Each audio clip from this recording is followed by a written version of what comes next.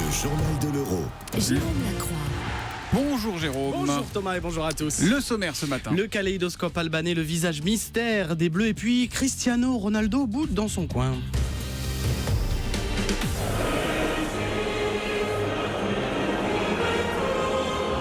Ça doit être un hymne, mais lequel? L'hymne albanais, vous l'entendez, repris en communion par les supporters lors du premier match. Et cette union nationale, c'est l'immense fierté de ces footballeurs au sein de la sélection. On parle aussi italien, allemand, français et pour cause.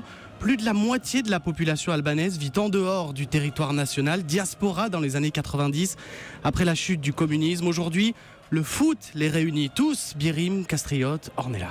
Ça commence de nous donner à peu près notre place en Europe. L'Albanie a connu des difficultés jusque dans les années 90 et depuis peu, elle a commencé à faire des progrès. L'euro, pour nous, c'est un moyen de se faire connaître pour que les Français sachent qu'on est comme eux, pas uniquement la dictature ou la mafia et autres ce qu'on a vu jusque-là. Et autre fierté des Albanais, c'est un nul et une victoire lors des deux dernières confrontations avec les Bleus. Alors justement, ces Français, Didier Deschamps joue la carte suspense. Alors, il n'a pas communiqué hier à ses joueurs la composition de l'équipe, c'est une rareté. Il l'a pas dit à ses joueurs. Il l'a pas dit hier. Paul Pogba et Antoine Griezmann, possibles remplaçants.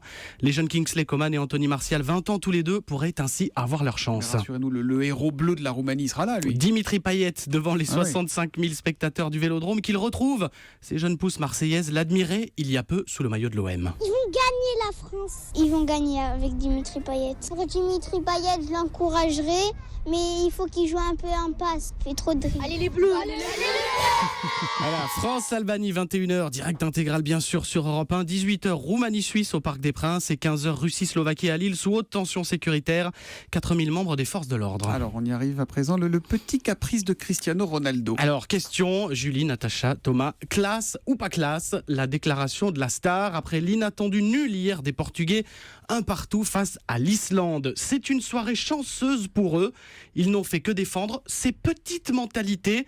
C'est pourquoi ils ne feront rien dans la compétition. Pas classe. Voilà, validé. Pas classe. Pas classe. En tout cas, hier, nous, on a beaucoup aimé l'ambiance mise à Saint-Étienne par les 8000 supporters islandais. Et finalement, les 330 000 habitants de cette île, ils ont fait plus fort que les 43 millions de fans de Ronaldo sur les réseaux sociaux. Il a le gel qui lui monte à la tête, ce garçon. Bon, on a commencé avec l'hymne albanais. Parité oblige, s'il vous plaît. L'hymne français.